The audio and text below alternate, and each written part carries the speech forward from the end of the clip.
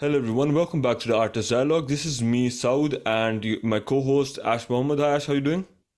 I'm good. I'm good. So just excited. We're on the final stretch of Ramadan, so the 30 days is nearly up. So this is the final week, and hopefully in the coming weekend will be Eid al-Fitr.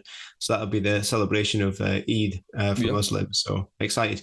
yeah, it's a month we Muslims look forward to throughout the year, all year, and it's coming to end. So yeah, that's it. Okay, so have you come across anything interesting in business over the past week? Yeah, lots. But actually, the thing that kind of drew my attention actually was a couple of callbacks to a couple of subjects we've talked about in the past, and interesting how one of them is now taken a different turn to some of the things we thought about. Okay. So if you recall, Sal, we talked a little while ago about the technology now available in cars that you can upgrade your car from inside the car and you can make all these payments and we had all these really clever positive ideas about how you could use that technology.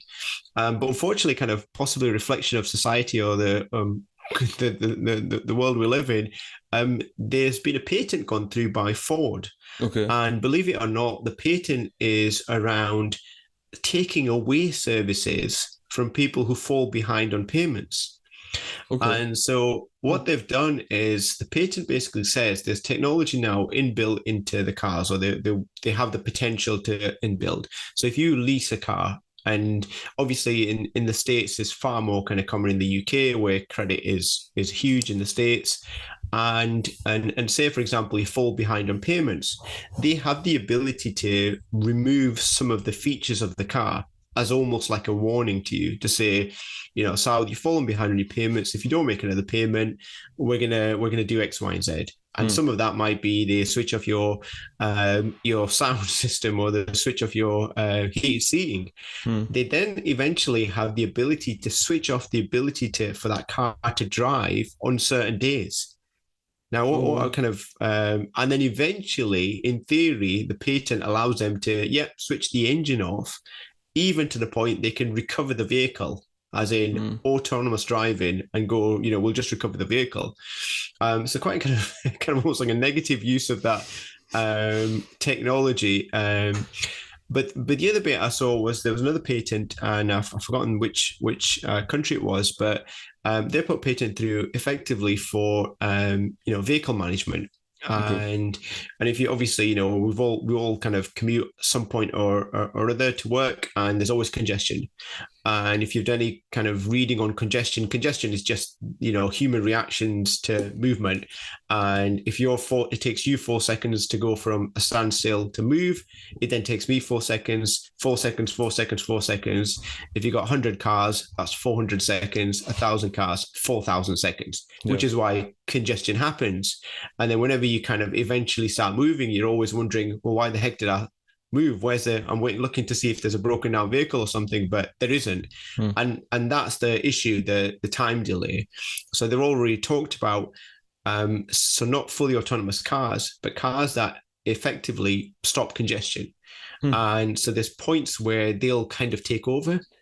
So they'll do the reaction time. And funnily enough, my car, it's an electric car, and it beeps at me when the car in front of me moves Ah. because its reaction time is obviously quicker than me. Yeah. So it beeps before I move. So obviously, if it decided just to move, it would be moving far quicker than I would. Hmm. And it obviously knows to brake as well. Yeah. So they're talking about a patent to kind of an in-between step between fully autonomous Hmm. to going, actually, if we could get rid of congestion, if in congested areas, we allowed the cars to drive themselves for short period of times. Could be a lot And more then that would efficient that way. a lot more efficient, reduce congestion, even to the point of not letting you go onto exit slipways or Hmm. entry slipways because it's saying you're going to add to the congestion and then there's a quicker route. So an interesting pattern which kind of starts introducing autonomous driving and it starts introducing vehicle management on scale. But also kind of we lose some of our control because effectively the car takes over. So too interesting. I thought it was quite interesting that the examples we thought about a few weeks back, and now we're starting to see some actual patents come through, and Yeah. the usages are slightly different. Hmm. quite interesting pieces of news, both of them.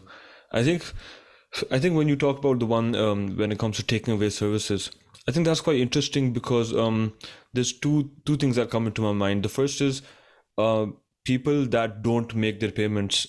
Why is it? Is it because they're lazy or forgetful, or is it because like no, there should be a direct debit, right, for making payments and Yeah, stuff? yeah. I mean, yeah. I mean, Because it's most likely it's because kind they of, don't have money.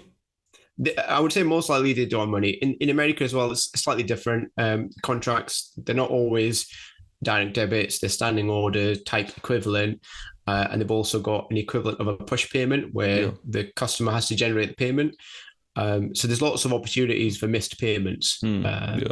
Yeah. And okay, that's one thing I was thinking, like why are there not payments made on time? The second thing I was thinking about was, will other car makers take up that facility or not? Like, will they have similar it's not features in their car or not? Yeah. Because if not, then people just won't buy Ford cars, right? Yeah. Because Yeah. like you're on vacation or you forget to do something and then all of a sudden your AC is not working or something. Yeah. Yeah. No, I think you're right. I think it's one of these things where, I mean, either they're a step ahead of the game Mm, and suddenly their credit losses drop off because they've come up with this great idea of generating or prioritizing their payments, yeah, or as you say, it becomes a negative feature of the car, and someone just says, right, well, I'll go buy a Toyota or something else. yeah, So who knows? But obviously they've taken a patent forward. Doesn't necessarily mean they're going to introduce the product, but they're taking it seriously and come up with some specific features that they talked about in the patent. interesting. Yeah. Yeah, that's quite good. I think there's a lot of movement and talk about creating more rules and regulations to govern society uh, in order to make it better and easier for people to live.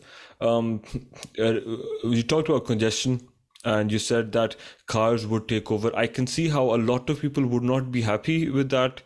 And I can see how it will make a lot of people's lives easier because I haven't driven in the UK, but I know in Pakistan back when there was a lot of traffic, it was a pain to brake, Yeah. accelerate for about two Yeah. feet, and then brake again, and then do that for about an hour. I think Yeah.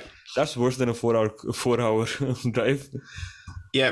So yeah, I can see how that can be very beneficial. And the topic I actually had today on mind to talk about was related to your one about congestion as well. So I was actually looking at 15-minute cities. Have you heard about that Mm-hmm. concept? No. Okay. So this is going to be fun. So 15-minute cities were introduced by Carlos Moreno in 2016. It's basically a concept that you live in a neighborhood or an area where within a 15 minutes walk you can reach every facility you need to, Yeah. from grocery to leisure to shopping to work to education to healthcare. I think I said healthcare twice, but okay, yeah. So you can go to It's important everywhere for and you. healthcare twice in Yeah. 15 minutes. Yeah. And Obama would be proud. he had something like that too. It's a joke because of Obamacare, the whole Obama healthcare. That's all right. If I have to No, explain no, the joke, I it's not get you. funny. Perfect. No, I get what you're saying though. Yeah. So I think that's the concept that they're talking about. It's Oxford is a good city for that. Manchester signed up for that. I think some certain boroughs in London have signed up for that as well. So it's quite interesting how governments are really working towards making that a reality. And there are a few benefits and challenges to that as well. Benefits being quite straightforward, being that there's less pollution, less congestion, as we just talked about, and then there's less money being spent on automobiles, on petrol, and stuff like that. They also say that that kind of a 15-minute walk within that city to every facility would lead to a sense of community. As instead of people driving in cars, not communicating each other, people will be out in the street. I think that's what they're going for as well. And I see the benefit in that. For me, when I heard of the concept, I was like, oh, yes, I don't have to travel in the bus because I don't have a car Yeah, right yeah. now. So I can just walk. 15 minutes is nothing. But then I started looking at concerns people have.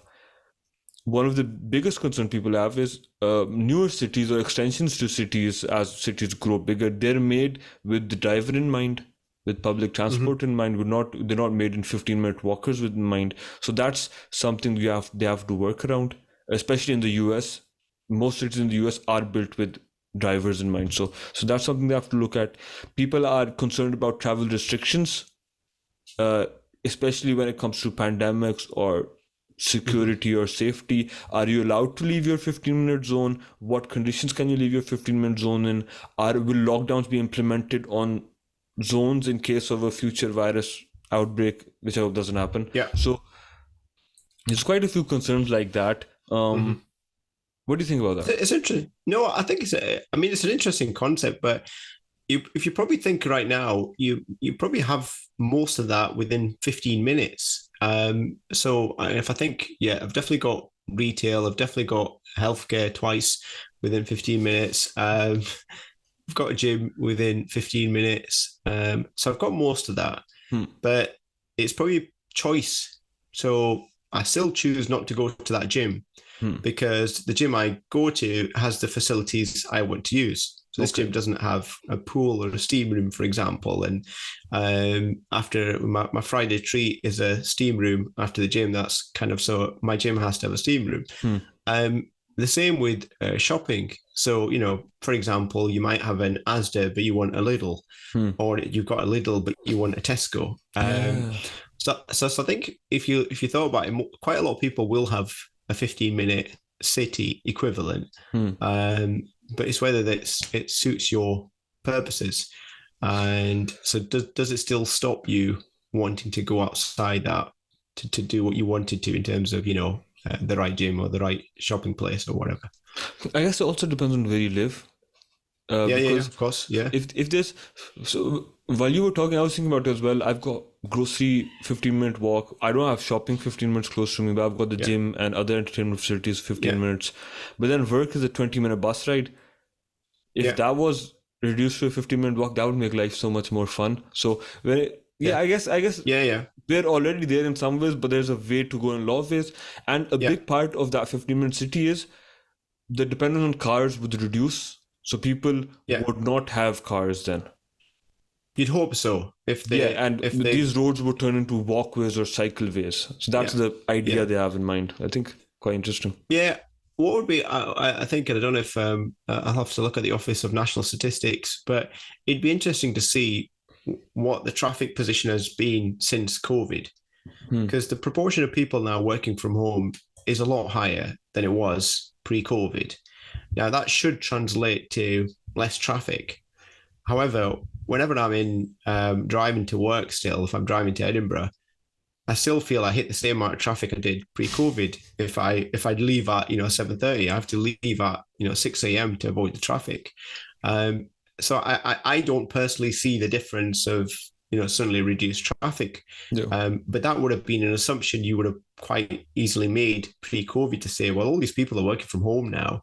Surely there's less cars on the road, Hmm. and even to the point about groceries. You probably saw Tesco obviously had their profits got hit, Asda's profits got hit, and then they suddenly started moving away from these huge outer city, shopping complexes that they used to have, the big Tesco's, the big Asda's, Hmm. to moving back into the metro Hmm. for that very reason, as you describe, where people want to kind of be able to walk to their Yeah. local supermarket, not have the need to drive somewhere. Yeah. So again, the logic is that you should, in theory, reduce traffic because you're no longer having to drive. But again, it's not noticeable. Hmm. Now that might be because in parallel the population's growing and more people getting cars. There's a lot of other variables. So it'd be an interesting if there's a PhD student listening. Someone should do a thesis on that as to whether they've noticed a genuine decline in behavior of driving and congestion. But If you like this video, please like, subscribe, and share with your friends. And if you want similar content, check out our other videos.